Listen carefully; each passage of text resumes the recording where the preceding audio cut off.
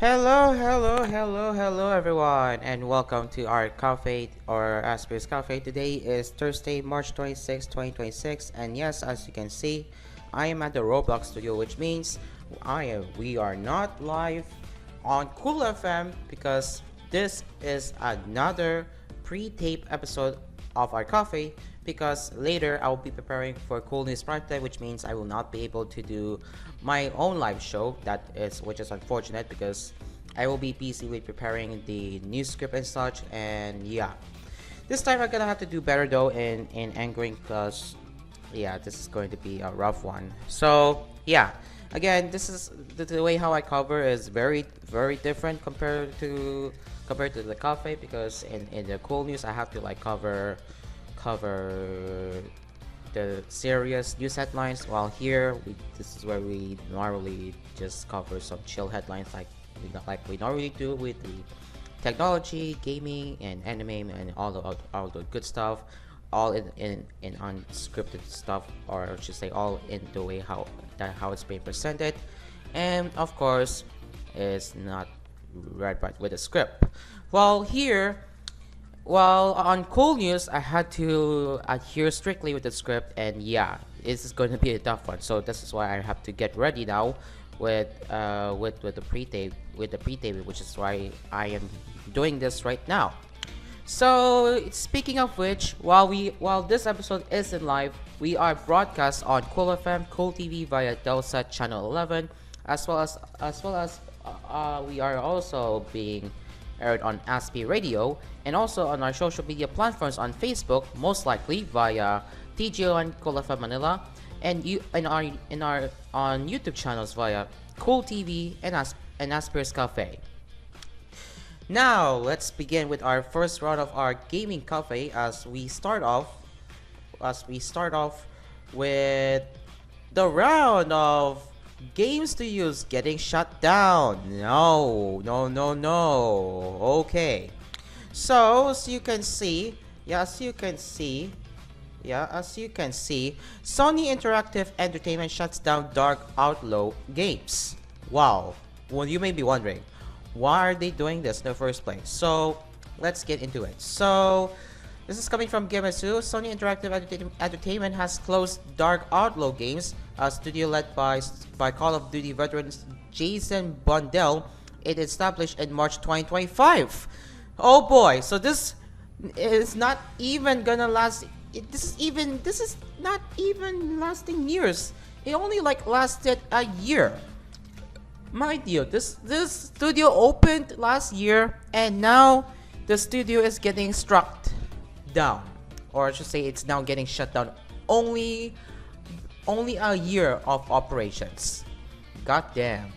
So before Dark Outlaw Games establishment, Bundell co-founded Deviation Games, an independent studio that was working with Sony Interactive Entertainment on a new intellectual property, but was shut down in March 2024 following Bundell's exit in September 2022. In December 2023, it was revealed that Bundell had been working for Sony Interactive Entertainment. According to recent era's JSOL, who broke the story ahead of Jisier, Dark Outlaw Games was still in the early stages of its first project. It is unclear how many staff were employed by the studio. So there you have it. Whatever. What's the reason behind the shutdown? I am not exactly sure why they had to do this, because this shit sounds crazy, and it is. And oh man, a game studio only lasting a year. That sounds wild. I know. So aside from Dark Outlaw Games that is being shut down or getting shut down soon, Sony Interactive Entertainment is also making a cut as well, including mobile games development, with around 50 staff affected, according to JCR. If that's how I pronounce it, but correctly. Anyway, JSOL had added that these cuts are an effort to move away from the mobile market while still supporting previously announced titles like MLB The Show Mobile and Crunchunk and Clank Rancher Rumble. So it seems like Sony is moving away from mobile games market, and they just decide that they want to focus on what's best for them. So I guess that makes sense. So yeah, while for Dark Outlaw Games, I still am puzzled. Why are they even doing this in the first place? It's confusing, and yeah, it's so weird that a game studio like this only lasting a year, only to find out that it's being shut down by Sony. So what are your thoughts on this one heck of an article that you just saw? Because this shit, again, this shit sounds really insane. Let us know in the comment section down below on your thoughts on Dark Outlaw Games getting shut down. I know this is very rare to see a game studio getting shut down only a year after its operations.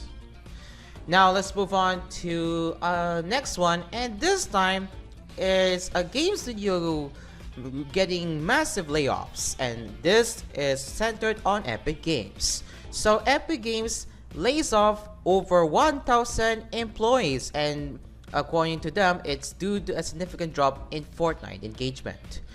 So, in a note, Epic Games CEO Tim Sweeney said the layoffs are, once again, as I said, due to a significant drop in Fortnite engagement that began in 2025, which caused the company to spend more than it earns, adding that over $500 million of identified cost savings in contracting, marketing, and closing some open roles would help put the company in a more stable place.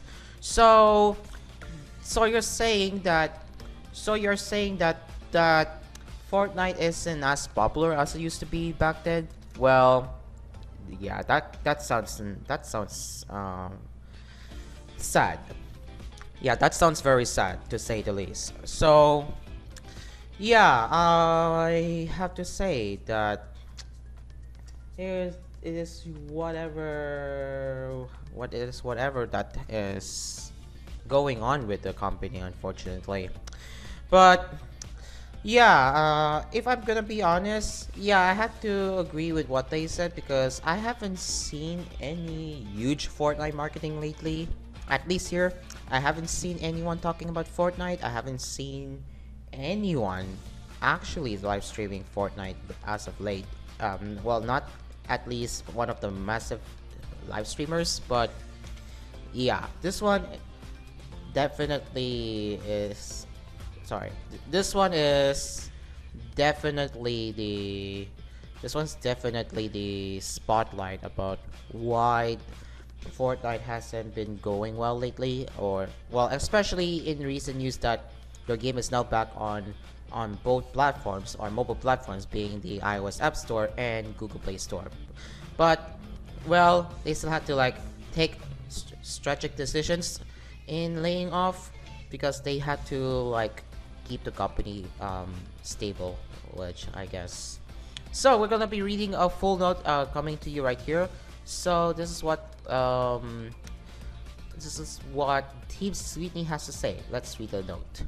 Today we're laying off over 1,000 Epic employees. I'm sorry, we're here again. The downturn in Fortnite engagement that started in 2025 means we're spending significantly more than we're making, and we have to make major cuts to keep the company funded. This layoff, together with over $500 million of identified cost savings in contracting, marketing, and closing some open roles, puts us in a more stable place. Some of the challenges we're facing are industry-wide challenges: slower growth, weaker spending, and tougher cost economics, current consoles selling less than last generations, and games competing for time against other increasingly engaging forms of entertainment. And some of our challenges are unique to Epic. Despite Fortnite remaining one of the most successful games in the world, we have had challenges delivering consistent Fortnite magic.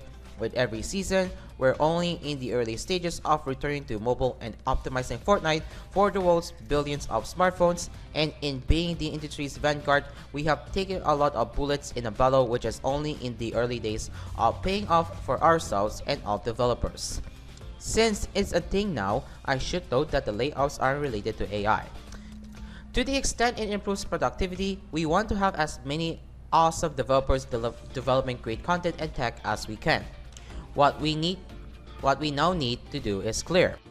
Build awesome Fortnite experiences with fresh seasonal content, gameplay, story, and live events. Accelerate developer tools with greater stability and capability as we evolve from Unreal Engine 5 and UEFN to Unreal Engine 6.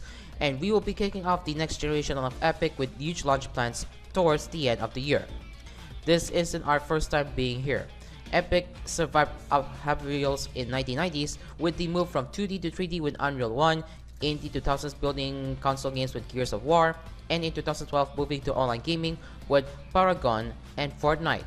Each time, we rebuild our foundations and earn a renewed leadership position. Market conditions today are the most extreme we have seen since those early days, with massive upheaval in the industry accompanied by a massive opportunity for the companies that come out as winners on the other side. That's what we're aiming to do for our players, and we aim to bring other like-minded developers in the industry along on our journey to build an increasingly open and vibrant future of entertainment together. At Epic, we pride ourselves in only hiring the industry's best, so it is very painful to part with so many talented people. The folks impacted by the layoffs will receive a severance package that includes at least 4 months of base pay with more based on tenure. We're also extending Epic paid healthcare coverage. For example, in the United States, they will receive paid coverage for 6 months. We will also accelerate their stock options vesting to January 2027 and extend equality exercise options for up to 2 years. We will have a company meeting Thursday to talk about the roadmap in more detail. So that is the full statement regarding the recent layoff of Epic Games and the future direction of what they're heading to.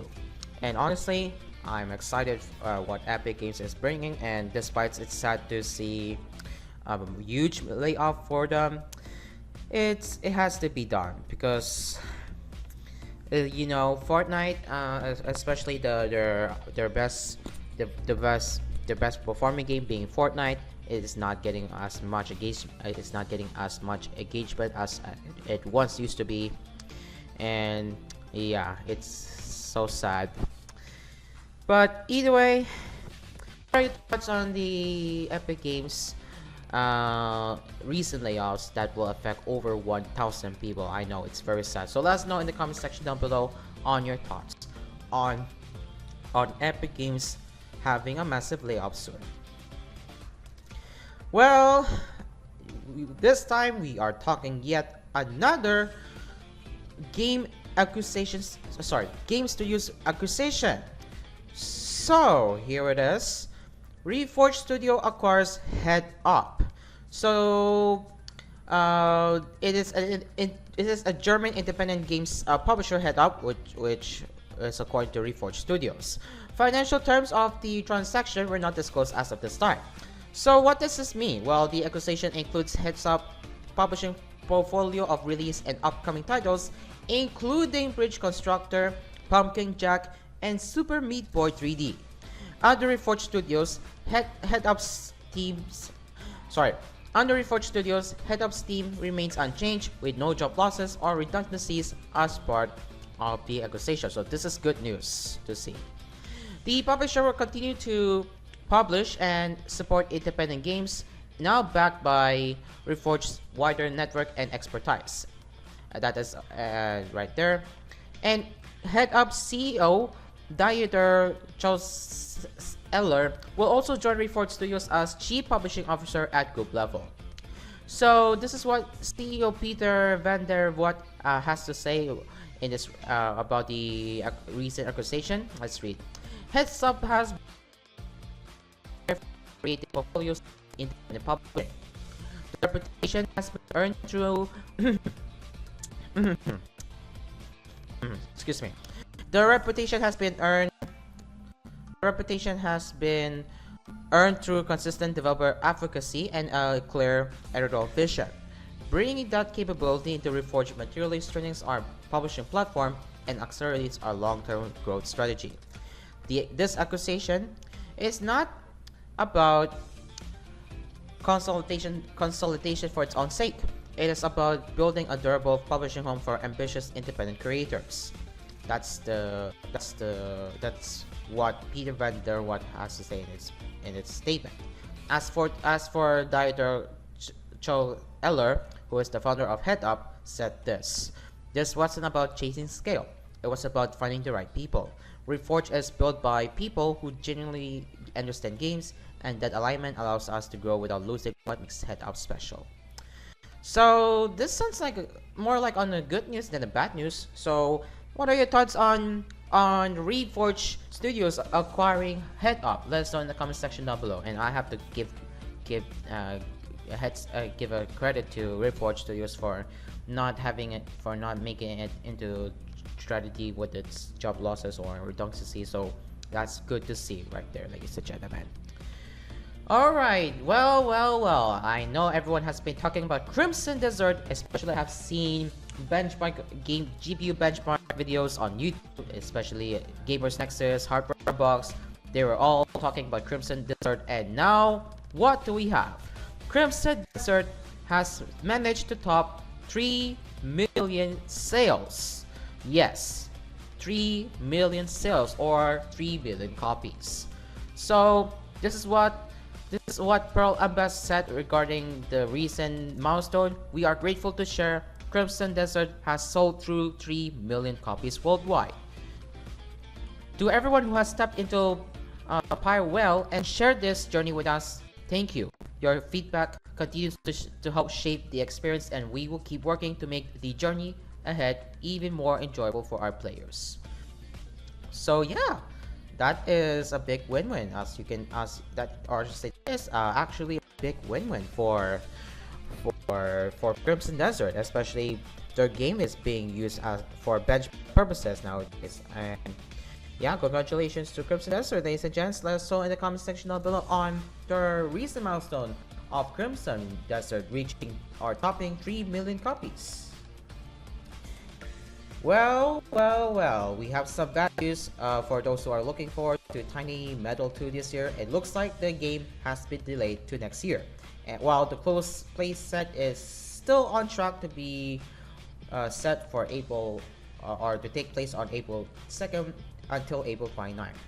So, publisher Area 34 and developer Area 35. Oh wow! So, 34 being the publisher, 35 being the developer. How cool strategy is that? Anyway, so they have decided to delay Tiny Metal 2 from its previously planned 2026 release window to next year, as well as announced that a closed playtest will run from April 2nd at 3 p.m. Pacific Time, 6 p.m. Eastern Time to April 29 at 2 a.m. Pacific Time and 5 a.m. Eastern Time. And yes, you can now sign up for closed beta test on Steam. So what can you expect with the playtest? Well, the playtest will support local multiplayer for up to 8 players. Online multiplayer is planned to be supported in the full release. So we will be reading you the details right here. April's playtest features single player and local cooperative multiplayer action, expanding the theater of war across dynamic battles where each decision can affect the battle's outcome. And then you got the classic returning factions, and then you have dynamic new combat mechanics like focus fire, which lets multiple allied units combine attacks into one devastating simultaneous assault. And of course, you can team up with friends in playtest to engage in large-scale battles for up to 4 players across maps designed for combat on land, in the air, and for the first time in the series on the high seas. So yeah, it will also, and aside from that, the game will also be playable for the first time in North America at PAX East 2026, which will be taking place right now until March 29 at the Thomas M. Menino Convention and Exhibition Center in Boston, Massachusetts. So yeah, the game is currently available on Steam, while other platforms are set to be announced in the future. So we do have the official playtest trailer that we will be showing you if my computer isn't going to lag at some point.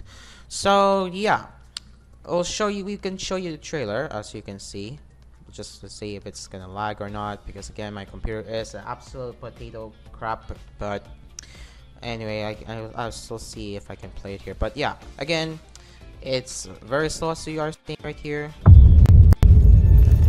Oh, okay.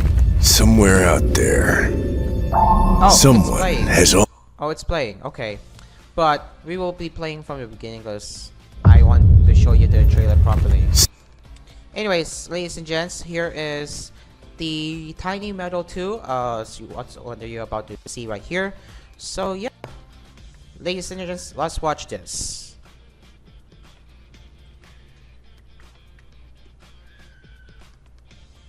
Okay, it's still loading, but you are about to witness a trailer on what you can expect with the game for Tiny Metal 2. Okay, there we go. Here it is. Somewhere out there, someone has already planned your defeat. They've studied the terrain. They know your every move. And they have decided that you are not a threat.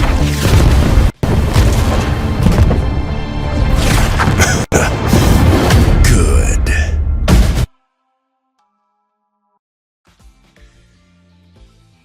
Yeah. See, I told ya, it's lagging. Very lagging. Land, air, sea, fight together, or fall alone. War has never once forgiven a mistake. By the time they see it coming, it's already over. We're going to war. Time to test your mettle.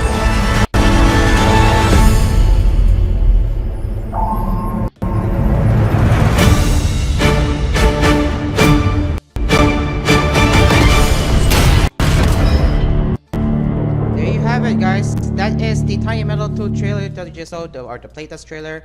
So if you're interested in becoming part of the closed beta test, you can head over to their Steam website, or you can scan the QR code on your screen right here if you are interested in signing up for the closed playtest for Tiny Metal 2. So ladies and gents, that is in fact Tiny Metal 2, and unfortunate, and as I know it sucks that the game is delayed to 2027. Closed playtest is still on track to be this year, so there's chance that there's chance that you can get to try the game out. So what are your thoughts on the upcoming Tiny Metal 2 closed beta or playtest? Let us know in the comments down below. Okay, coming up later on our cafe, Marvel Rivals looks like, yeah, it looks like Marvel Rivals.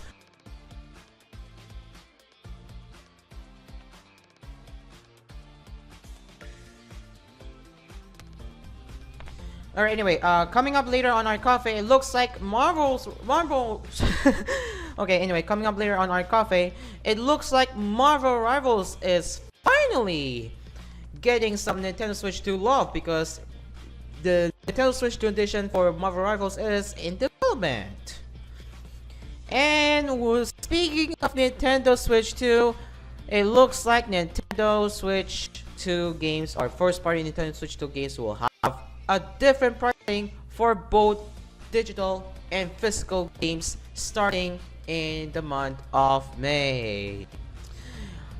And PlayStation Store dynamic pricing is bringing some different deals on same games, and while it has already reported, it looks like, again, it may vary on it depending if you get some word of steal. Again, it looks like dynamic pricing is now in effect.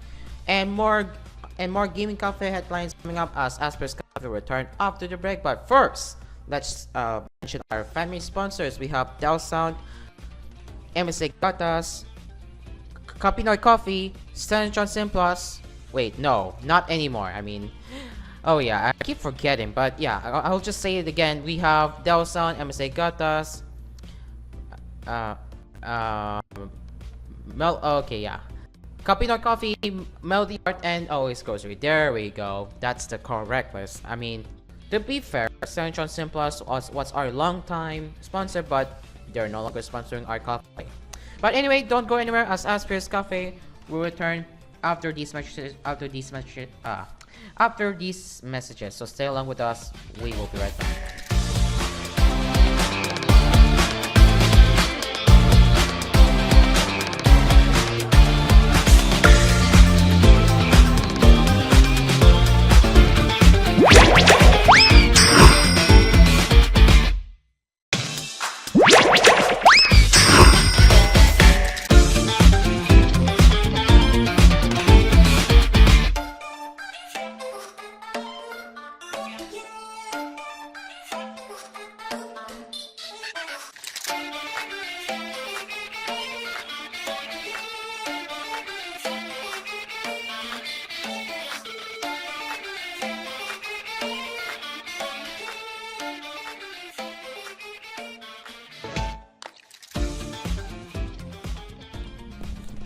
Welcome back to Asphere's Cafe as we now continue with another round of our gaming cafe headlines right here on our show. Alright, so our second round in our gaming cafe is, well, as I have mentioned earlier before we take in our first commercial break, is yes, Marvel Rivals. So we have some good news for those who are looking forward to the game being released on Switch 2, as yes, it is officially in development. According to FinalWeapon.net, in a new interview with IGN, Marvel Games executive producer Kenny Ku confirmed that a Nintendo Switch 2 version of Marvel Rivals is in development. The announcement comes just over a year after the game initially released in December 2024. So when asked about the Switch 2 version, Ku stated that we're working on it, but when we have news, we will announce that one. And when asked once again, he reconfirmed that we will do it. Previously, NetEase stated that it was open to releasing a port after getting a hold of several Nintendo Switch 2 dev kits. Only time will tell when the Switch 2 version of Marvel Rivals will release. And speaking of the Nintendo Switch 2 port, that they reassured that is now coming. They also announced that the Season 7 of the said game will release on March 20 and will bring the arrival of White Fox. Later on in Season 7.5, which is Season 7.5, Black Cat will release. So if you're curious who is that character, well, Black Cat is a beloved villain and anti-hero who frequently is seen both fighting and flirting with Spider-Man. So the first gameplay trailer for White Fox describes her as follows: as chaos spreads across New York, White Fox appears to establish order. A legendary nine-tailed fox and director of Tiger Division, Amy Han brings sharp instincts, supernatural power, and unshakable resolve to the fight. When Fist crosses the line, the Kuhiho strikes back. Season 7 will also bring with it a new map set in New York City, new accessories for several heroes, and numerous balance updates. These balance updates will include the addition of a team-up between Luna Snow and White Fox, as well as Storm and Adam Warlock. NetEase will nerf Daredevil, Elsa Bloodstone, and Winter Soldier, and buff Hulk, Black Panther, Deadpool, and Blade. So, for the current platforms that are for Marvel Rivals, it's on PlayStation 5, PlayStation 4, Xbox Series X and S, and of course on Steam as well, PC via Steam. So there you have it, ladies and gents. There you have it. So, what are your thoughts on Nintendo Switch 2 port coming to Marvel Rivals now that the devs have reassured that the game is still on track to be released on Nintendo Switch 2? Well, we don't have the definitive release date just yet. Let us know in the comment section down below on your thoughts on that. Now, we need to talk about this one because this one is going to be a little bit different for those who are looking to get first-party Nintendo Switch 2 games starting in May onwards. So according to Getbasu, Nintendo has announced that starting in May with the release of Yoshi and the Mysterious Book, Nintendo published digital titles exclusive to Nintendo Switch 2 will have a different manufacturer suggested retail price from physical versions. Yoshi and the Mysterious Book will be priced at $60 for the digital edition and $70 for the physical edition. So this is somewhat a good news. So this is kind of the route that Nintendo is going back to the $60 price game. This is kind of the return, or I should say, this is kind of the return of the $60 game era for Nintendo, but a bit being digital only. Well, I see this is a win-win. Well, it's sad. Well, it's still sad at the same time that the physical edition will still be priced at $70.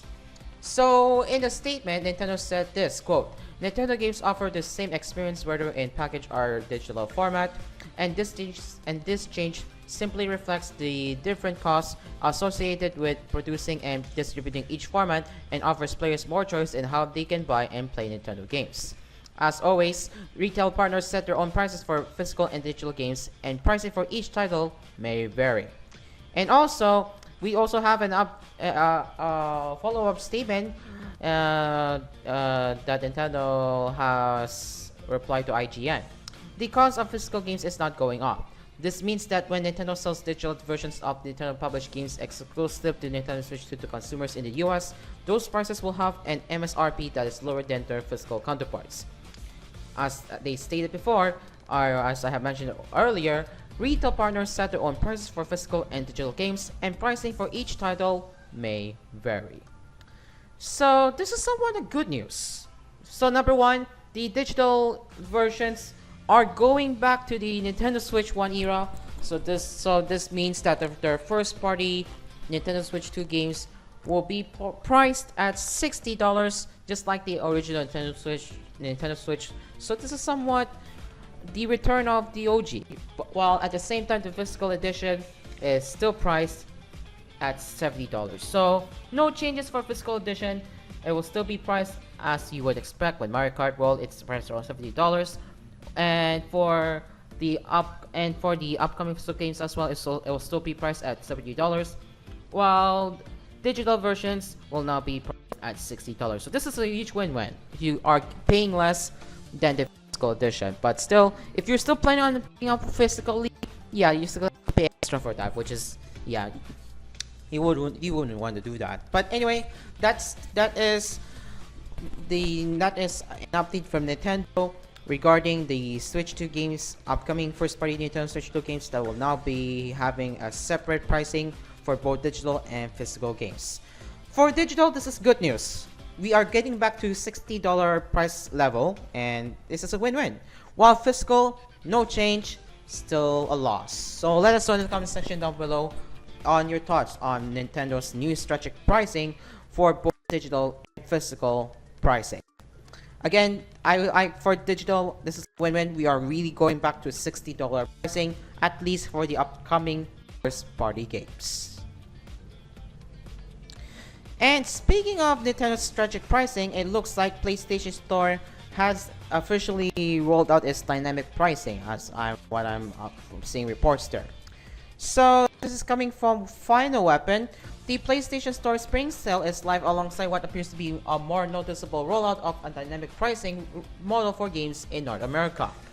With dynamic pricing active, players will see different deals and prices for the same PlayStation 4 and PlayStation 5 games in the PlayStation Store, and they have two examples of this actually happening right now. So first, Insider Gaming reported first-hand examples of Celebrate being 70% off during the PlayStation Store Spring Sale for one of its reporters, while another reporter for the outlet saw a 43% discount instead.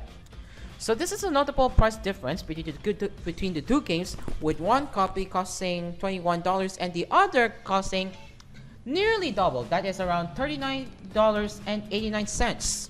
The second example comes from video game deals on X, formerly Twitter. Astro Bot was previously $27, which is 50% discount off. The user noticed the deal changed to 34% discount, which say the game's on sale price increased to $39.59. It's unclear what exactly determines this variable pricing, but it could be tied to how old the PlayStation Network account is and when the user last logged in. The dynamic pricing model has been reported on and undergone changes since November 2025. PlayStation Store Tracker PS Prices has a timeline of detecting changes to the storefront, including the implementation of dynamic pricing across more than 100 games. So this is well, you're getting a different deals for different. Again, you're getting a different deals for a different player, and I would, to be fair, I'm quite not a fan of how they're implementing this, to be honest. So it's best for them if they should roll the changes back to having a sale for everyone, and don't see this as a win-win for consumers, to be honest. So yeah. Anyway, I'll be a judge for this one because this one is, yeah, a big man for me. Anyway, what are your thoughts on the dynamic pricing that is going to be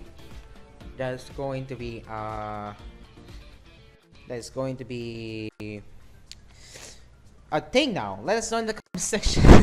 Anyway, let us know in the comment section down below on your thoughts on that.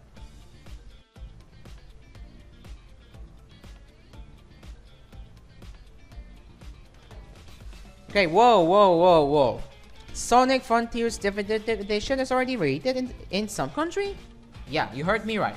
So, Sonic Frontiers Definitive Edition has been rated in South Korea.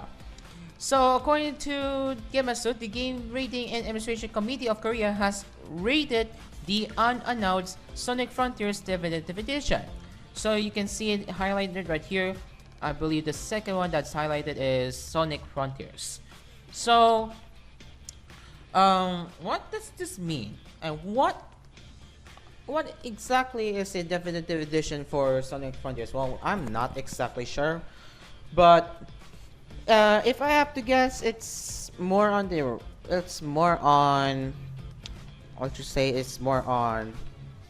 bringing quality of life improvements and maybe expanding to Switch 2. If I have to guess, it's likely that it's coming to Switch 2. I might be wrong, but yeah. But either way, what are your thoughts on this one? Because this one is very interesting development to see from what I'm seeing here. So yeah, let us know in the comment section on your thoughts on this one.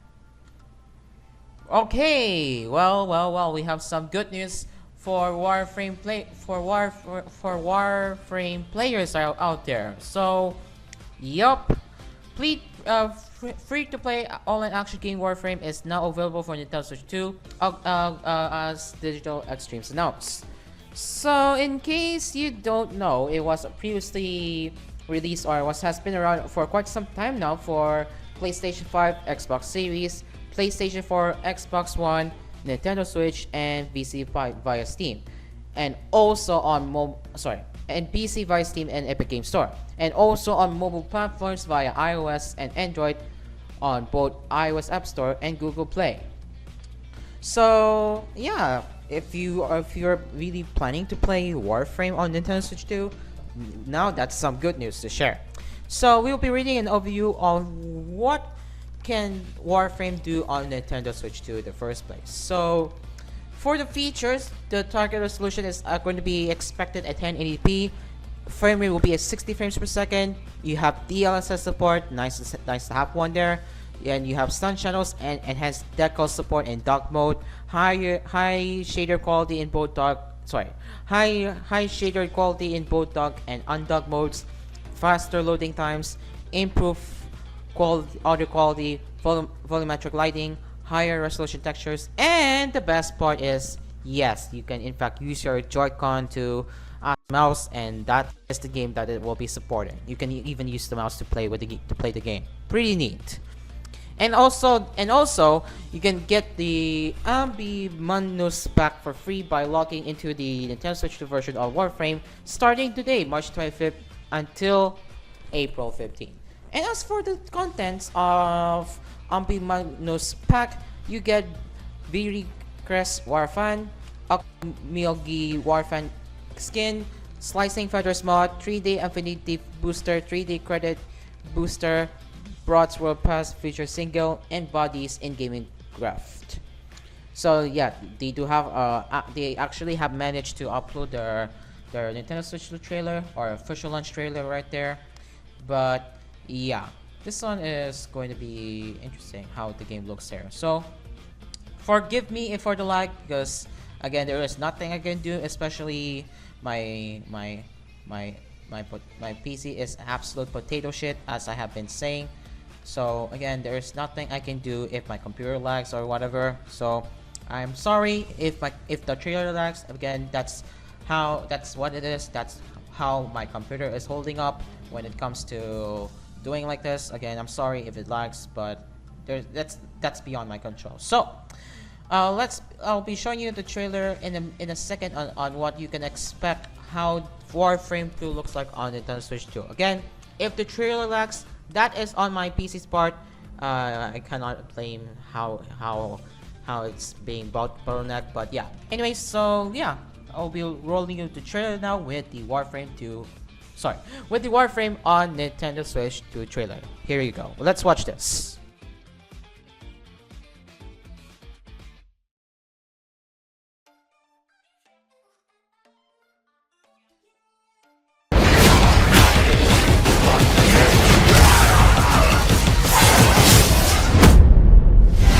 For generations you've slept. No purpose. No call to wake you. Wake up, Tenno.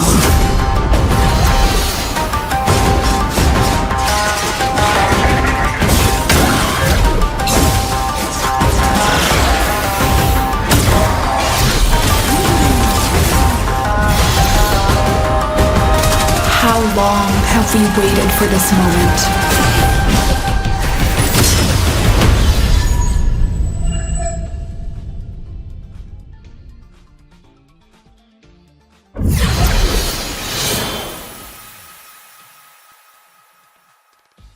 There you have it, ladies and gents. That is the launch trailer of Warframe for Nintendo Switch 2. So what are your thoughts on the looks of the game? Again, sorry for the blurry video quality at the beginning. Again, that's because of how my computer is holding up. But yeah, so far I would say the looks of the game, let me just remind you here so you all can be transparent on how the game looks like. So if I can adjust it to 1080p real quick. Also, it's gonna like turn the volume down here. So yeah, look how the game looks. So far, with the textures you're seeing on screen, yeah, it looks pretty good. It looks pretty good. So yeah, not bad on how the game looks. So yeah, I'll say yeah, not bad. But yeah, once again, what are your thoughts on Warframe? On Warframe that is now out for Nintendo Switch 2. Let us know in the comments section down below. Well, it looks like High on Life 2 has been delayed again. So Squanch Games announced that the Nintendo Switch 2 version of High on Life 2 has been delayed from its original April 20 release date to July 1st. Since High on Life 2 has been delayed, digital pre-orders will be cancelled and physical shipments have shifted into July. As for the pricing, it's both priced at $60 for Nintendo Switch 2. The physical release of High on Life 2 for Nintendo Switch 2 will be shipped via a game key card, meaning the game's data must be downloaded after the cartridge is inserted into the system. So that means if you're technically speaking, the game isn't playable out of the box. You're gonna have to connect to the internet if you wanna play it. So I mean, who even likes game keycards, right? So let's read the full message on why they had to delay the game to July. So let's read the statement coming from the developer itself. Greetings, players! As the Squanch Games team continues to champion delivering the highest quality experiences, we have elected to slightly delay the release of High on Life 2 for Nintendo Switch 2. The additional elbow grease towards production will ultimately allow this studio to better meet not only our high standards for gaming, but yours as well. That being said, High on Life 2's debut on the console will shift from April 20 to July 1st of 2026. Any digital pre-orders already placed will be cancelled. Physical pre-orders will remain in place, with shipment expected in July.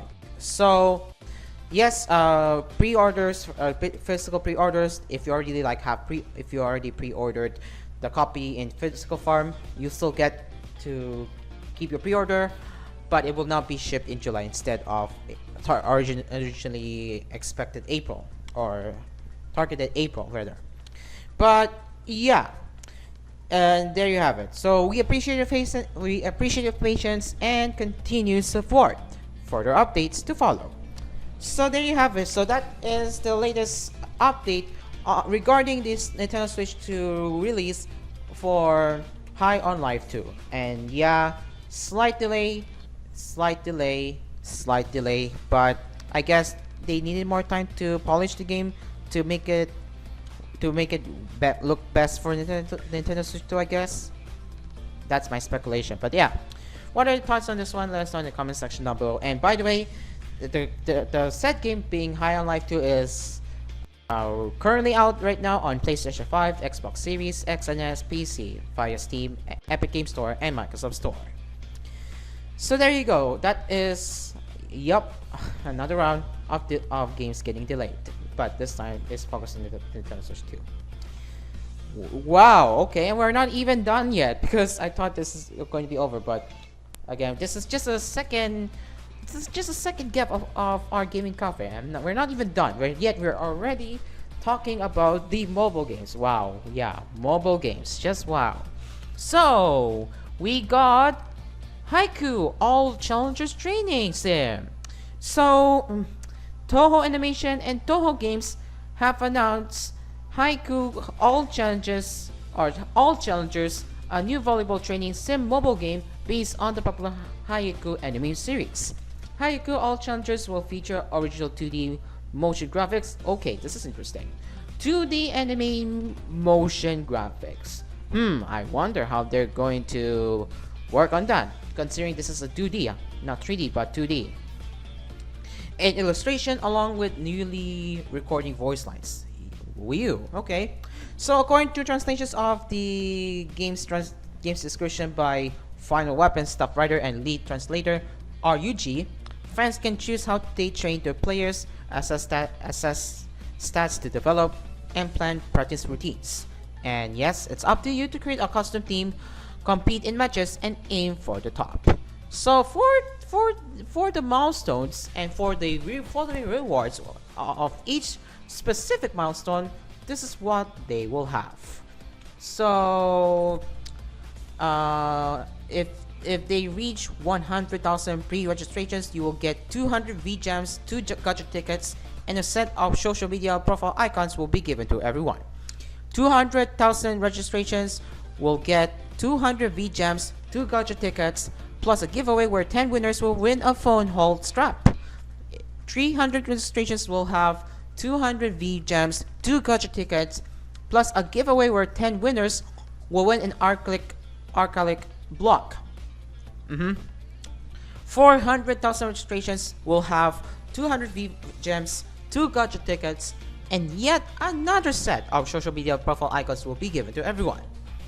500,000 registrations will have 200 V-Gems, 2 gacha tickets, plus a giveaway where 500 winners will win an Amazon Japan gift card worth 1,000 Japanese yen. 600,000 pre-registrations will have 500 V-Gems, 5 gacha tickets, plus a giveaway where 10 winners will win a clear water bottle. 700,000 pre-registrations will have 500 V-Gems, 5 gacha tickets, plus a giveaway where 10 winners will where 10 winners will a Quo gift card worth I think that's what they meant. They will have a Quo gift card worth 1,000 Japanese yen. And finally, 819,000 pre-registrations will have 1,000 V-Gems, 1 SP guaranteed gacha ticket, plus a giveaway where 10 winners will have a pin patch. Now, this is funny and this is interesting at the same time. If you're wondering why 819 for the milestone, obviously this is pretty obvious. Haikyu. Yeah, I guess Haikyu. So I guess that's a Easter egg that that I just mentioned. Congratulations, guys! This is the Easter egg that being the final milestone, huh? This is the Easter egg. Very nice for them, or say very neat to implement an Easter egg like this. So we do have a trailer, but I am so scared if I'm going to get copyright claims. Because you know, let's be real here. I actually got my episode yesterday episode of Art Cafe blocked, worldwide blocked. And why is that? It's connected to the anime headline that I covered yesterday, and I think it's when I talked about, I think that's when I talked about Jadugar. Yeah, I did talk about Jadugar, and I did show you the trailer, but at the end of the day, and with the final rule, and as a result, after playing a trailer, and after the stream ended, and after I ended the show, and when the replay goes up, yeah, I was met with a block after I showed you the trailer. So, yikes! I know. I was playing the trailer of Jadugar again. I wanna say this, yeah, as I said yesterday. As I mentioned yesterday, this is actually a very interesting anime to look forward to when it comes to, even the arc is very interesting.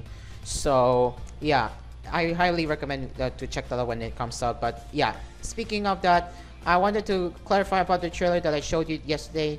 Yeah, it got blocked. Seriously, it got blocked. My episode got blocked worldwide. It wasn't viewable until I had to edit that out.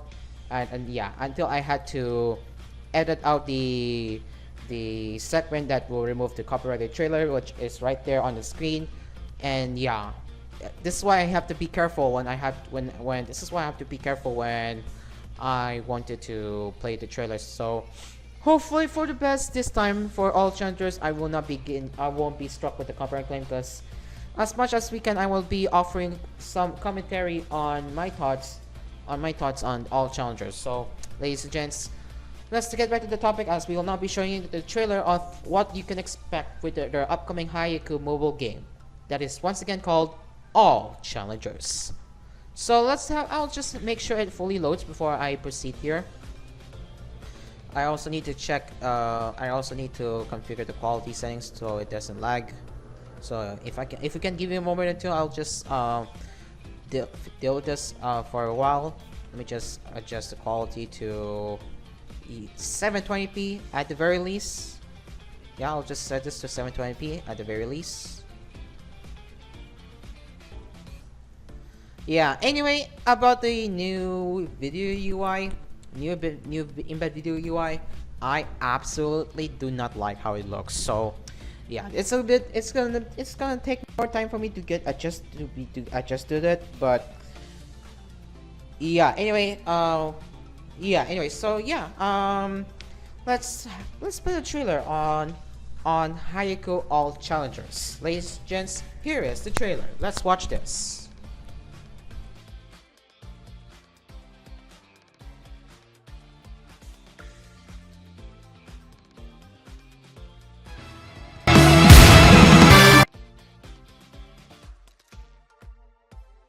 Okay, I'll just like fix this for a bit. There we go.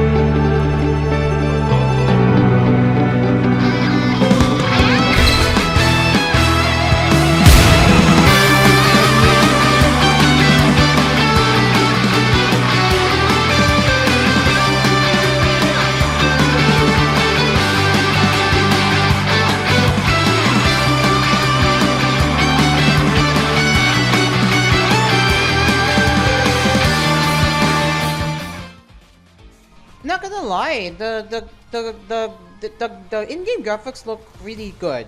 The in-game graphics look really good with this one. There you have it, guys. So that is the trailer that you just saw for Haikyu All Challengers, and yeah, it does look good. It does look good, trust me. It does look good. But I guess that's what they meant. I guess that's what they meant when they meant 2D. But anyway, but regardless, the animations look pretty good. I cannot complain much, but it does look good, to say the least. It does look good. So yeah, ladies and gents, that is Haikyu All Challengers. Once again, that is Haikyu All Challengers. And what are your thoughts on the upcoming mobile game from Toho Animation and Toho Games? Let us know in the comments down below. Okay, ladies and gentlemen, I know you may be wondering, this is very, very unexpected, and for the fans of the Angel Next Door Spawns Me Rotten, we do have a brand new visual novel which is titled Memorable Vacation. So here it is. Mugis has announced the Angel Next Door Spawns Me Rotten Memorable Vacation, a new visual novel based on Seiki-san's The Angel Next Door Spawns Me Rotten light novel series. The Angel Next Door Spawns Me Rotten Memorable Vacation visual novel will be launching on January 23rd for Nintendo Switch and Nintendo Switch 2 in Japan. And for the Nintendo Switch 2, there's a catch.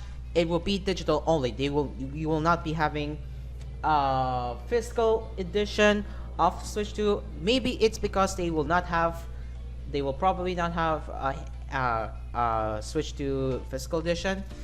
Wonder why they had to limit that to the Nintendo Switch 1 only, though.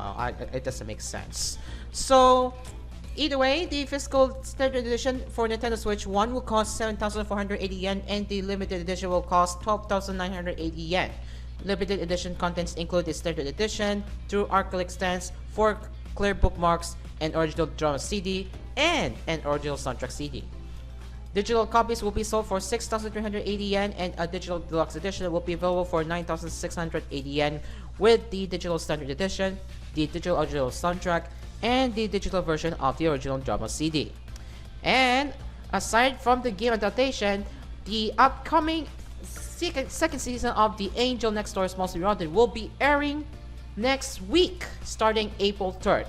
That is at 10:30 p.m. Japanese Standard Time on Tokyo MX in Tokyo. So there you have it, ladies and gents.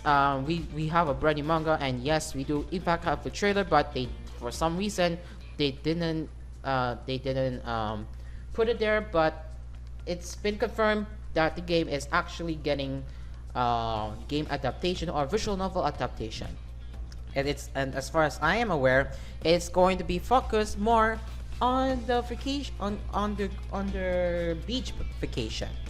So yeah, what are your thoughts on the upcoming game? And my god, oh man, how many anime games are coming? Oh my god, how many anime games are coming out, bro? This is so cool. Let us know in the comment section down below on your thoughts on that. Now finally, in our last headline for this run of our gaming cafe, Amanatsu Plus visual novel is coming to Steam on April 14th.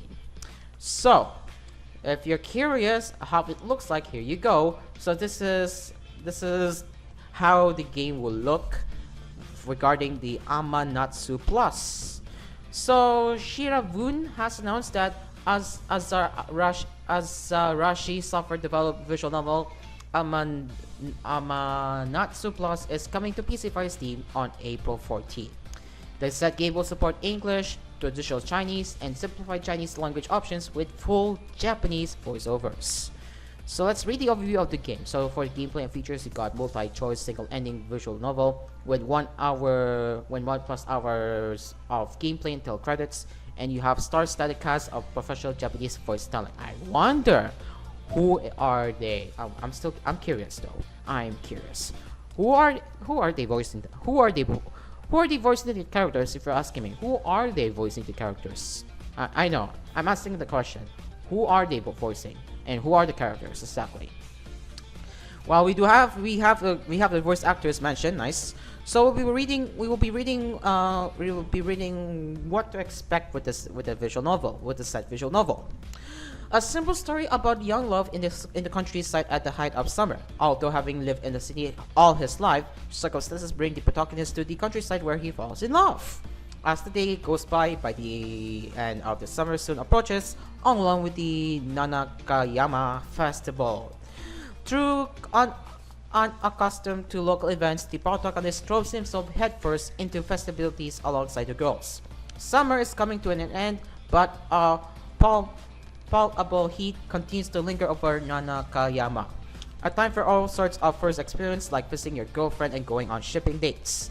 These joyful dates spent with your girlfriend aren't over yet.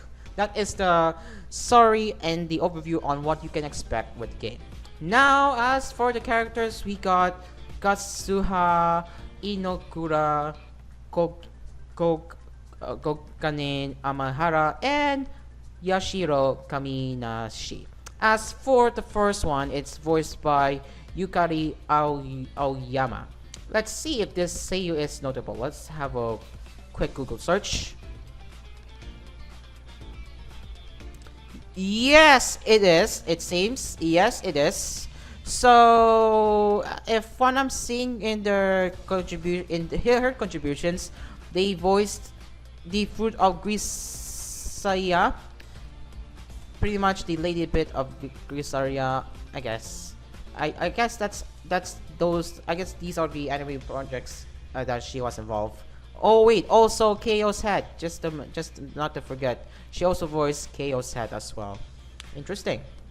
Now for the second one, who is voicing Ko Kanin Amahira is Hana Akino. So we'll check if she voiced the other roles. Let's give a quick check right here. Let's see. Interesting. So not notable. Not notable in mainstream anime, but but she's notable or he's notable in adult scene. Pretty interesting if you ask me. So yeah, we got bar results there, so this seiyuu is not really notable. So finally, for the third one, who's voicing Yashiro Kaminashi is Roro Amari. So let's see if this seiyuu is notable.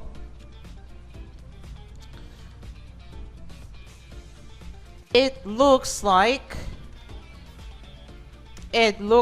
it's not so notable because according to the overview, according to search overview, they only voiced the game. So this is interesting. Anyway, so that's me looking up seiyus on who are exactly voicing over who exactly are they voicing the characters. So this is pretty interesting, except one that is notable for voicing Grisaya.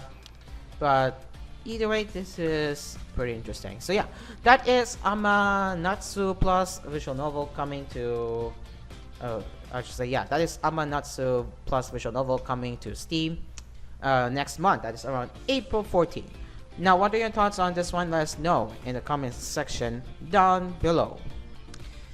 Alright, ladies and gents, it looks like we will now be taking our last commercial break because we will have plenty of more gaming headlines, as well as we will be reading, as well as we will be browsing the reset earphones on what gamers are they talking about and how are they adjusting it. So I can give you an I can give you a glimpse of what I can read later. So they have Capcom considering the possibility. Interesting. We will be talking about that when we return here later.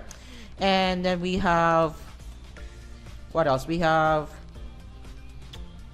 Shenmue 3 enhanced pre-orders. So this is going to be a wild one to talk about. So yeah, that's what you will be. That's what you be expecting me. That's what you all can expect for me to discuss it and more other discussion threads that can be found on EVC era. But either way, that is the topic for the next gap that is coming up next right here on Asphere's Cafe. So don't go anywhere, as Asphere's Cafe will return after these messages. Stay along with us. We will be right back.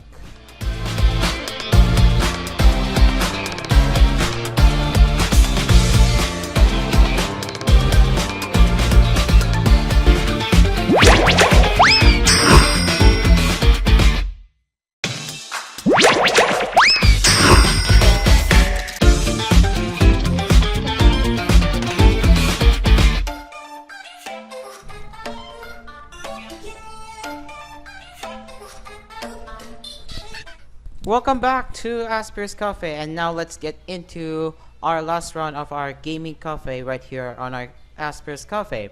Now we are completely focusing entirely on Reset Era because we don't have any more headlines, but we can read what the gamers are talking about on Reset Era 4.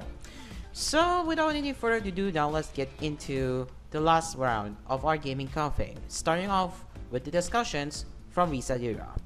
So what do we have? We got Gus Golem, and according to Gus Golem, apparently, Capcom is considering the possibility of doing a Resident Evil Revelations 1 remake.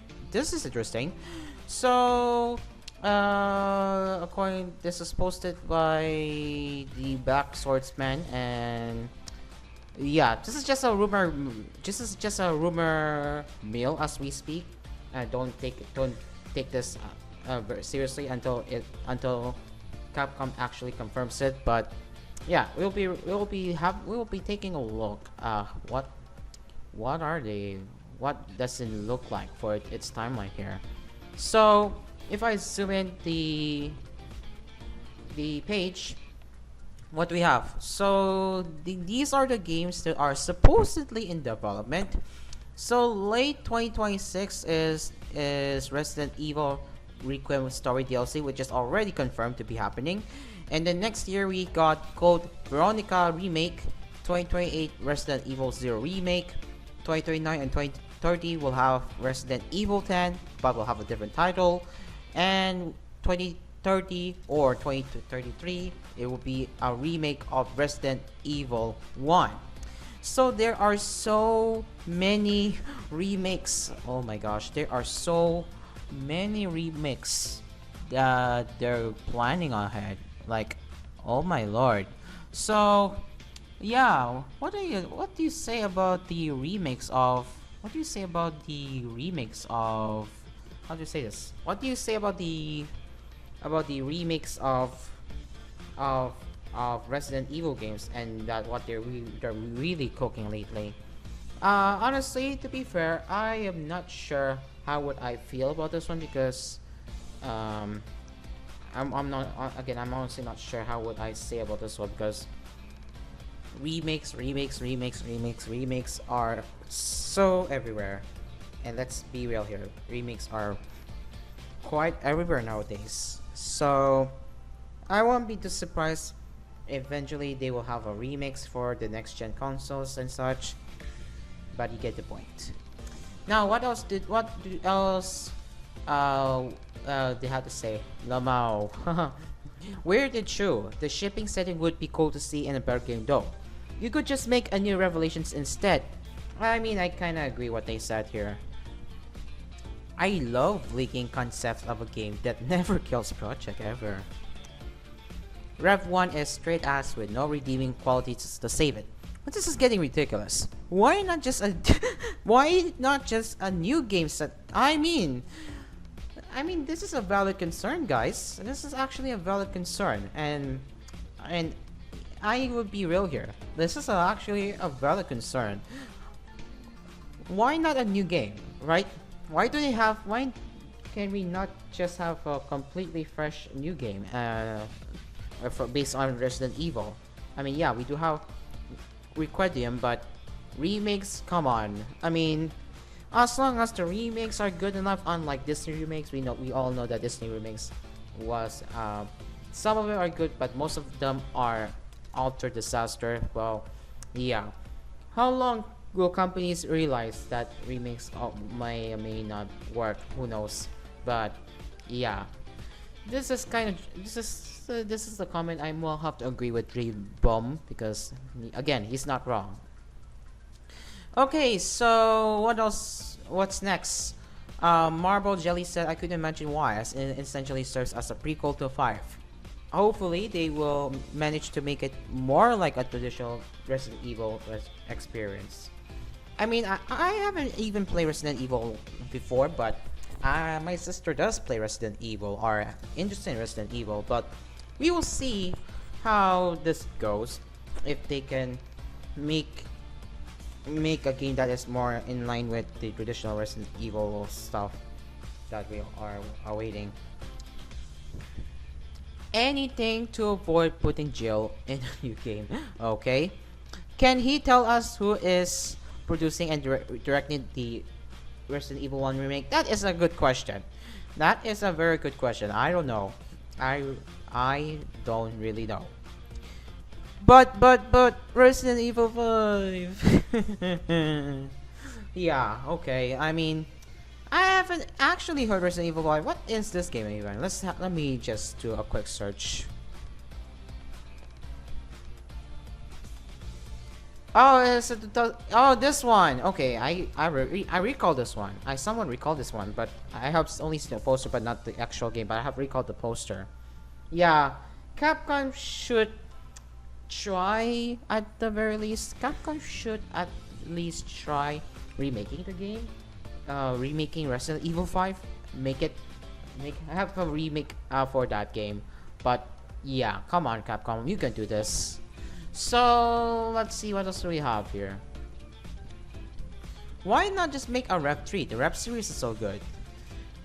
As long as it doesn't have the stupid websuit on board. No pun intended.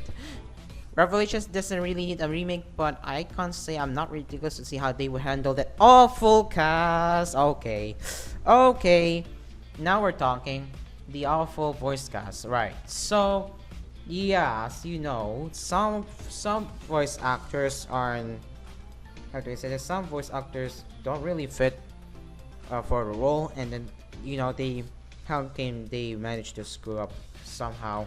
But yeah, that's another concern to keep an eye on. Anything to put more distance between them and the 5 remake.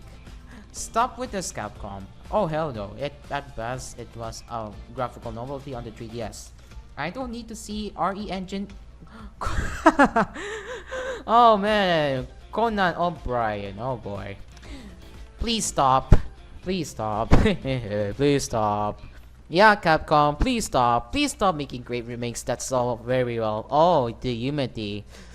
The avoidance of Resident Evil 5 is insane. Real! So real! Like, how are they ignoring the Resident Evil 5 that was produced in the year 2009, and yet Capcom doesn't know the game? Come on! Just come on! Okay, what else? They need to create enough studios so we start getting RE make every 6 months, remake everything, remake Umbrella Chronicles, remake Resident Evil 7, remake Resident Evil 2 with a full NP scenarios. What about a Gaiden remake? Oh wait, there's a spot. Frick, oh no. Anyway, yeah, there's so many comments to read right here, but interesting rumor mill, I would say the least. Interesting rumor mill on what Capcom would be planning to do, so that's interesting. Anyway, just wanna share on that, and of course, if Capcom can pull this thing, or I should say, if Capcom can pull it off nicely, then the game would not flop. That's the main selling point. If they can pull it off nicely without any technical issues or any controversial issues, then I'm pretty certain that game will pull off nicely. That's all. That's what I can say right now. Oh, of course, they're still talking about Resident Evil 5. Lol, I get not wanting to reach Resident Evil 5 for obvious reasons. Might as well remake upgrade games as well, Capcom. Hahaha. I would take it over Resident Evil Remake 5. Bro, just make some new games. If this was actually discussed right now, it's just a boardroom meeting. You guys actually believe this?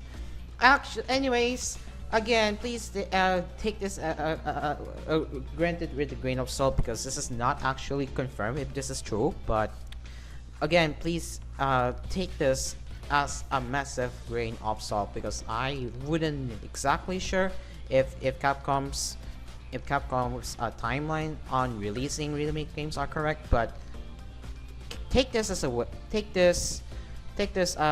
a rumor mill for now. Can't wait for Resident Evil. Oh well, we will like move on to the next one, to this one. Can't wait for Resident Evil 7 remake. No new things. Why? Nostalgia slaw, please. Oh my god, that's it for this one. Oh my god. Oh my god. This is so insane looking in this. All right, on to the next topic. Discussion. Shenmue 3 Enhanced pre-orders are apparently now live. Are now up apparently. The pre-orders are now up. So, as you can see, we do have a Steam listing showing Shenmue 3 Enhanced, and the release date is yet to be announced. That's why it's still stated to be announced. So again, it is not currently out yet. It's not currently out yet, but we do have a Shenmue 3 trailer. So yeah, Wario 64 has posted the games, the packaging you will get when you pre-order the collector's edition and the standard special edition, collector's edition, pretty much everything you would expect.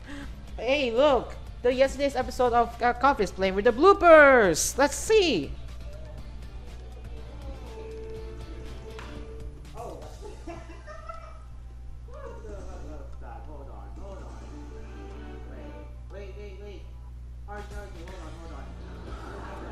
Oh my god, that was the bloopers from yesterday's episode of the Coffee. That if you wanna check that funny moment, I'll be leaving it in the show notes down there. But yeah, what a mess of how I started the show yesterday. Especially the new BTOC member didn't notice that they had to turn off, that they have to unsee or turn off the scene here.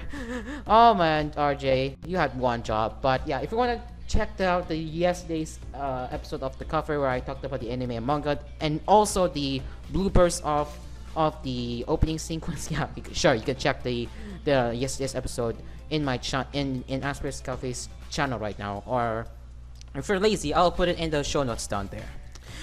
Okay, let's get back to the topic here. Yeah, you can see we have a Shenmue 3 Enhanced trailer, and well, what are the reactions?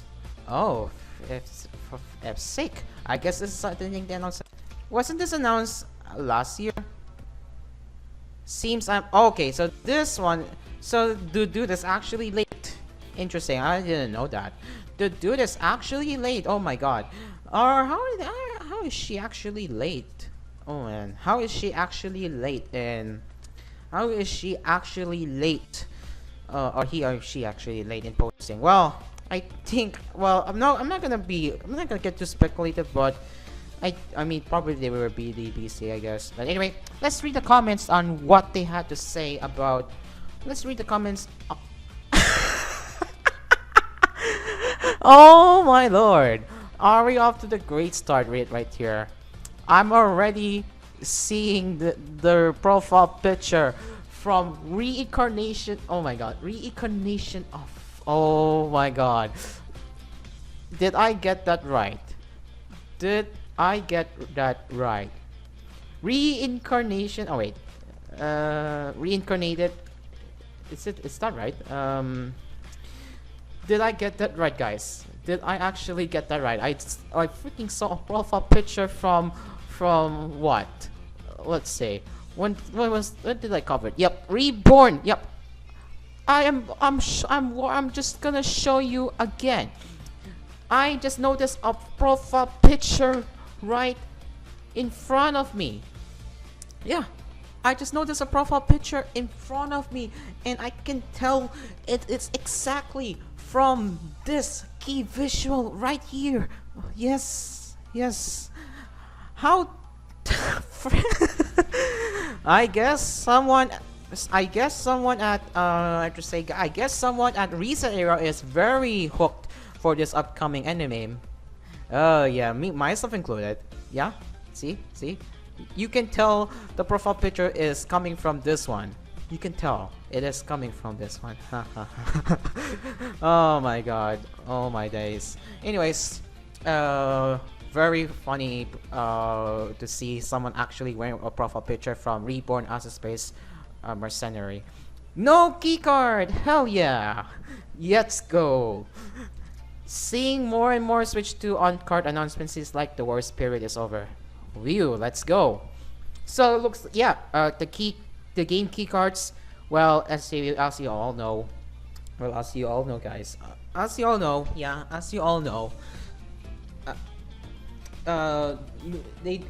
Initially they didn't want to put their huge games in a cartridge, which is why at the time they resorted to a cartridge or game keycard, which would require you to download the game on the Switch even when you have the cartridge inserted. Yeah, that sounds really a dumb idea, but hey, we are now seeing more and more publishers putting their large size games into Nintendo Switch to cartridge. So hooray! I think we are winning, huh? We are winning, winning. Okay, what else do we have here? Let's see what can we. It's still not on PlayStation Network. Also, it's Shenmue 2 not on PSN. Wait, I cannot say that. I cannot test it right now. I don't have PSN account. Nah, I'm good. Never again. Still funny how this Final Fantasy VII Remake and The Last Guardian were the E3 of dreams, but then you have the remake being the only one successful of the three. Those moves, jump again. That statue is unfortunate looking. Oof. As a console gamer, I'll be very happy to have updated camera like first two games, and looks like they delivered on promise a lot more NPCs in Noah OVU. So this is something, and yeah. Anyway, so hopefully I don't get copyright. Like yesterday's episode of copyright, because it's actually what I'm seeing on the screen is actually playing the. What I'm seeing on the screen is actually playing the. Oh, never mind. I did remove the block, and yeah, it apparently just removed the segment where it showed the entire trailer. All right. Anyway, so back to what I was saying. The Shenmue 3rd Enhance. Yeah, we will be taking a look at the trailer from In Games. How good will it look like? And let's see. Yeah, it's a 1 minute and 9-second trailer. So this will be. I'll be a judge. You'll be the judge for this one. What do you say about this one? Because I really don't know how it looks like. Oh look, it's loading. Anyways, yeah, let's watch this and see how the enhanced game looks like. Yeah, here we go. Let's watch this. Hey, it's lagging. Wait a minute. Oh, just repeat that here. Oh, of course, I never liked the new UI. The new UI kind of sucks. I really don't like how they. Oh, I figured it out. Nice. Okay, I'm just going to like put it in the full screen until it fully loads. There we go. Oh. Okay. You almost saw nothing. You saw nothing. All right. for real this time, let's see how the game looks like. Play the trailer. Let's watch this.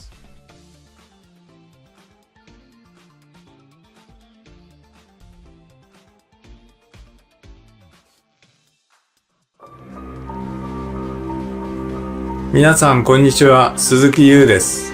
長い間シェンムー3を応援してくださり、本当にありがとうございます。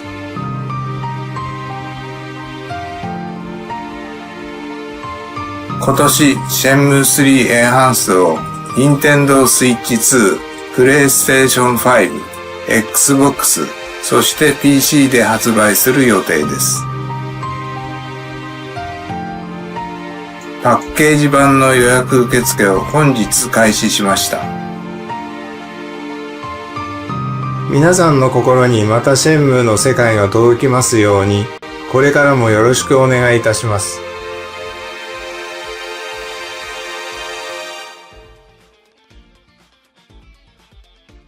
Okay, I like the fact that we got the how do I say this? I like the fact that we got the creator of Shenmue in the trailer. Again, oh look at this! I'm not even on a mobile phone, and yet we still got this bullshit UI. It's just not optimized. Like, come on, this is not for desktop, man. Again, why did YouTube roll this out to the desktop? I'm so confused right now. Oh, great. I got disconnected for being idle. Oh, man. Oh, dear.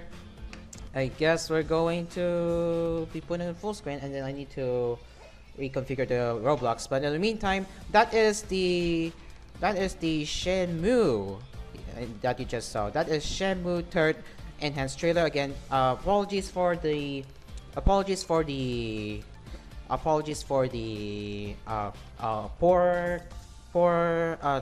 poor quality, because again it's basically how it's being handled, but yeah, I know this is what it is. So I will just go ahead and fix the Roblox studio before I can even show you the studio set again. If you can excuse me or two, I'll just go to the control room and then fix the lights. Just do that real quick. I'll just set this up again. Just give me a moment or two here. Yeah, I remember the colors there. I'll just turn everything on. The light stayed on. Turn everything on. Yup, all of them on. We're gonna go back. We're gonna put it back as it should be right here. Then the tilt and the pen there. Then the line bars would be, I will put smooth gradient there, and then I do believe this will be the pink. Yep, there we go. And the second is blue, and then I'm going to just yeah, I think Q2. No, not Q2. Q3. Nope. Q4. Nope. What's this one? I don't know. Sounds doesn't look. Yeah, okay. Oh wait, there it is. I didn't know there is the QSP there. Oh, found it. Thank goodness gracious. Oh man. This is what happens when this is what happens when I haven't interacted the Roblox activity for a while, for quite some time. I guess I have to keep moving it, I guess. Oh dear. Yeah, I think, but yeah, don't worry, we are back here. Just saying right here.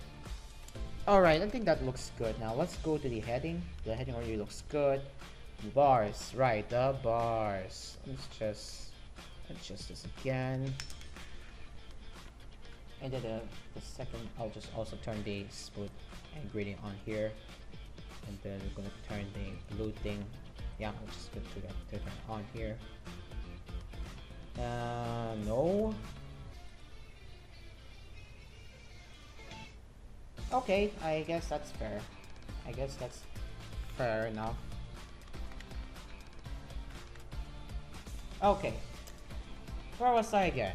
So let's put my final touches and then I'll go zoom in again here. Alright, I'll just put in a different angle here. Ay, finally.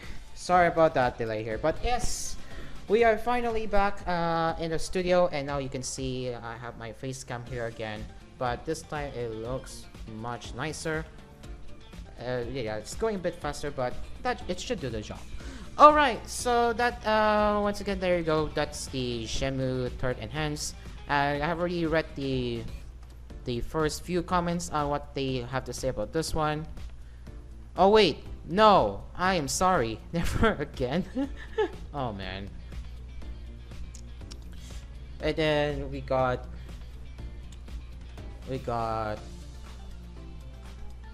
such weird timing. Oh hey, Mao. Base. I call this base. Why call this base? I'm pretty sure you watch. I'm pretty sure you are watching. I'm pretty sure you're watching. You're watching the Apocalypse Diaries. So massive W for that, bro. Massive W for that. Okay, so yeah, I was referring to profile picture, but yeah, massive W. I see Mao. Massive W. All right. So yeah, I was saying here, such weird timing. I was talking to a friend at work this morning about how we still didn't have a date or any further details on this. This just makes me sad. And Carl's Dessus agreed with the comment. Special edition pre-ordered. I love Shenmue 3 and can't wait to play this. So far, it looks like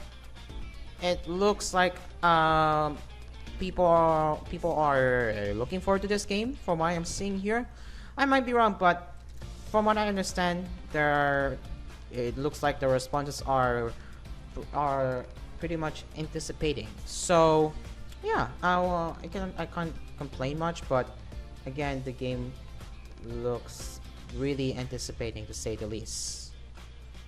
But yeah, so yeah, what do you say about this one? Because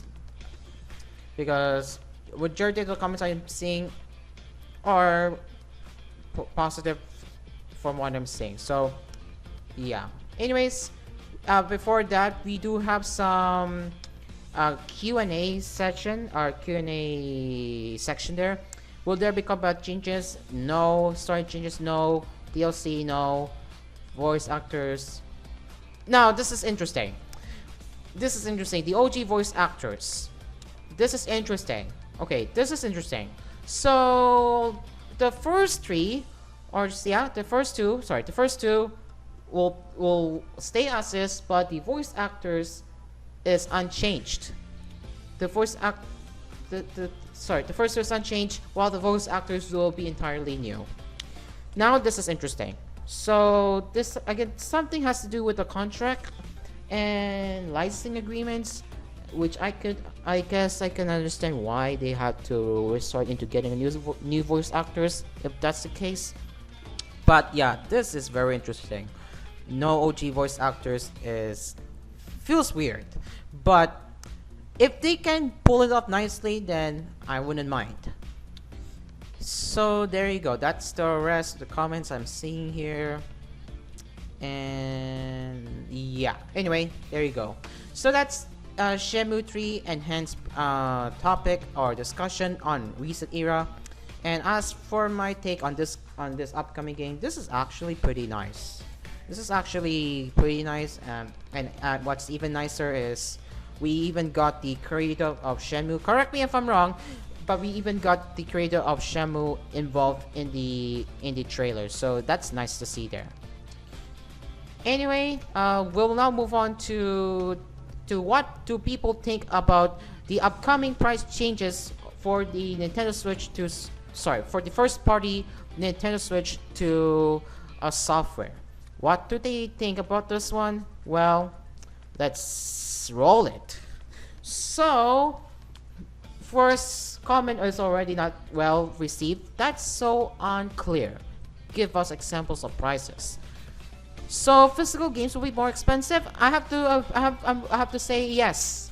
it is going to be expensive while retaining the price tag of $70 at least for the first party games. It will stay at $70 while the digital copies of the first party Nintendo games, the future first party Nintendo games for Switch 2 will be around $60, just like Nintendo Switch 1. So that's the difference. So is the physical going up or is digital coming down? I would say it's more on digital prices going down. More or less. Lol, what is this messaging stretch? We have had this in Europe for ages. Yeah, this is not new. Just to point that out right here. This is not new. This is not new. Yeah, this is not new. If you're wondering, this is not new. Yeah, this is not new. Alright, Yoshi is $60 digital. Yep, as I have been saying earlier and earlier in the first and second gap, correct? I don't know. I have been saying this earlier and earlier. It will be $60 for the digital and then $70 for the physical. That's for Hoshi and possibly future first party games too. So if you see $60 being digital, yeah, I already said it. It's a good thing. It's a good thing. $60, yeah, good. But physical, you're just gonna have a tough luck because you're still paying $10 more for a physical copy, and I know it's unfortunate that they're going to keep the prices the same for physical while digital is going $10 down. Should I be relieved or in distress? Now this one is something. If you don't care about physical games and if you really rely on digital games, I don't think you should be worried. But if you are waiting for the first party Nintendo titles prices to go down, well, not the current one but the future one, well, it's safe to say you should get a little bit excited for the prices to go down, because yeah, as much as I am anticipating that they're finally taking the right step, yeah, this is a good thing, at least for digital. But physical, it's still a downside, so they still have lots of work to do there. Nintendo anti-physical art for the Switch 2 era was not on my bingo card. Me too. Okay, so Link Strikes Back managed to answer all of the comments. Does anyone actually think this could possibly mean go down? I mean, really? The physical versions are going up. Yeah, it is going up. North America is lucky they didn't have this from the start, since the rest of the world already had different physical digital recommended prices. Yeah, exactly. This is not new. When I mean it, this is not new. This was in America. This has stayed the same for a very long time, whether for both digital and physical, and now US is already starting to follow suit. So yeah, this is not new.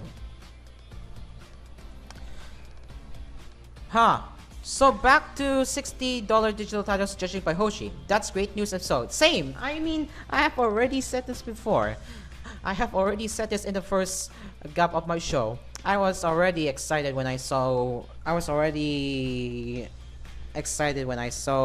that the digital prices are going to be $60 onwards for the future first party Nintendo games. And yeah, it's a good thing, like we are going back to the Nintendo Switch 1 era, but digital only. But physical is still $70 game. Nintendo making a clear communication, impossible. I mean, not too surprising, Nintendo being Nintendo, huh? Physical up, digital down. Yes. This seems like a positive thing overall for people who prefer digital. Yeah, you're not wrong. You are not wrong. After all, it is a good thing. It is actually a good thing. Let's be real. This is actually a good thing.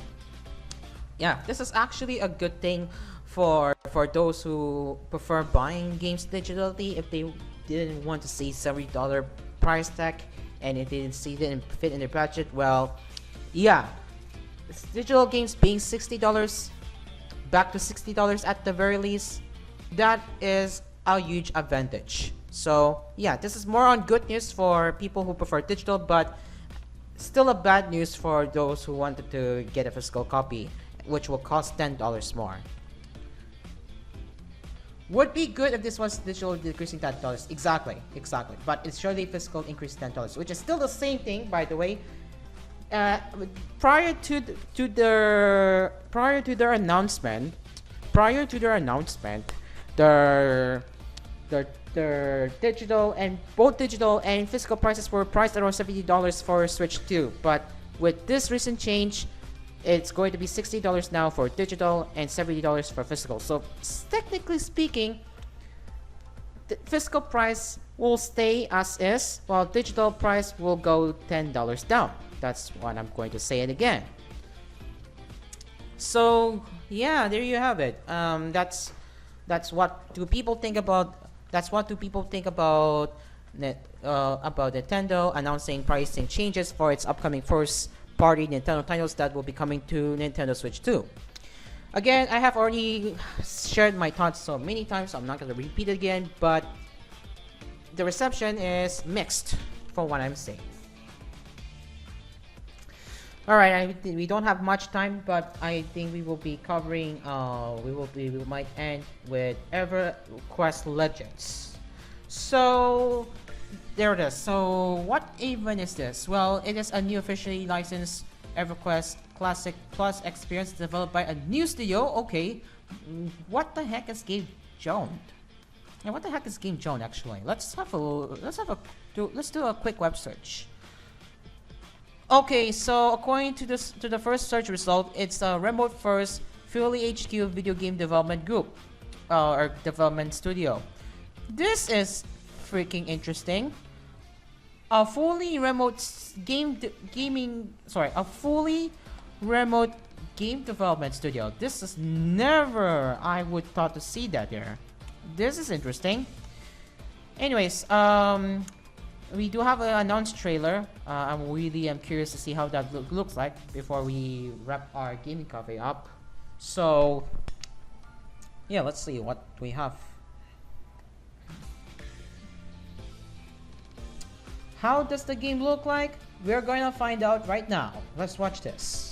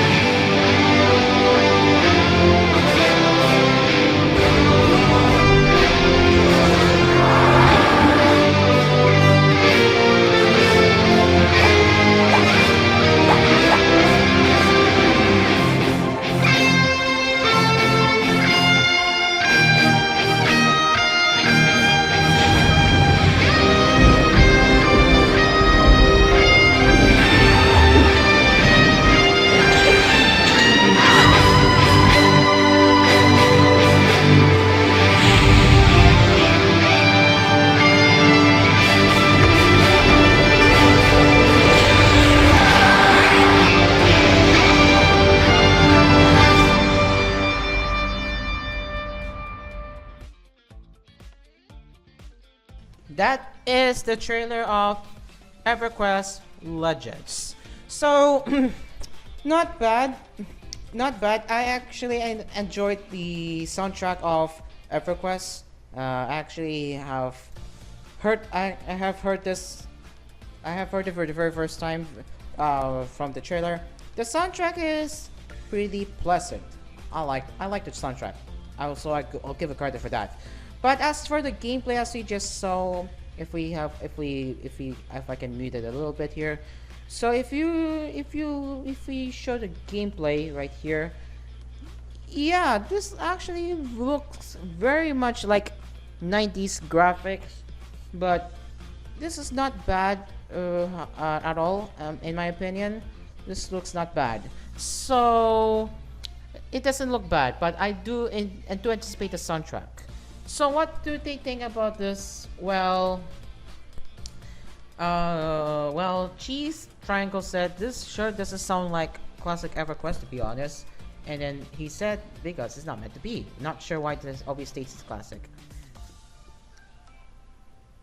This sounds like more the Hero's Journey fan emulated that show that was just shut down. A studio with that name has to be from Philly. It will be illegal otherwise. Philly HQ, huh? As I have looked up earlier on Google, this sounds like a brand new studio that is fully remote. But man, I really don't even know. I don't even know what that game studio is. But we'll just let that studio cook, I guess. Yeah. Anyway, that's everything I can show you right here, and yeah, that is in fact EverQuest Legends, ladies and gentlemen. Now, what are your thoughts on this one? And this will in fact be our last reset era to cover for today. And yeah, because we need to wrap up now. So yeah, what are your thoughts on this game? Let us know in the comments section down below. Alright, ladies and gents, that brings us to the end of Asphere's Cafe for today. Thank you very much for listening and watching my show, and we will be back again tomorrow with a live episode of Asphere's Cafe. But yeah, as you may have noticed, this is actually a pre-tape episode. We are not live, but it's a pre-tape prior to the start of the show. So again, this episode was produced prior to the airing of Asphere's Cafe that is being broadcast right now on TV, not TVH, that is being broadcast right now on Cool FM, Aspie Radio, and of course on our social media platforms via Facebook and YouTube on Teacher and Cool FM Facebook page and Cool TV and Asphere's Cafe. Again, this episode was produced hours before the show before our show went on air by now. So yeah, and once again, we will be back again tomorrow with our live episode. Pretty much any random topics to talk about on our cafe. Again, I don't know what to say. And this also, by the way, this will also in fact be our last week that we will be having an episode because next week we will be taking a Holy Week break, as I have said, as announced at the end of my show yesterday. Next week our show will be on Holy Week break, so there will be no new episodes of Asphere's Cafe until next week. That is around April 5 or April 6. I could be wrong. Is it? Yeah, it's April 6, right? Yeah, April 6. We'll be back on April 6 after tomorrow's episode of Asphere's Cafe. So yeah, join us again, same time, same place right here on Cool FM, Aspie Radio, and on our respective social media platforms. But till then, I am Cairo. Until then, I am Cairo, and the cafe is now closed, and now I have to start preparing for Cool News Primetime script later.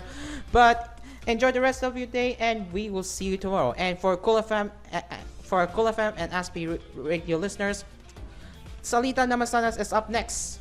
The cup is over. See you tomorrow. Goodbye.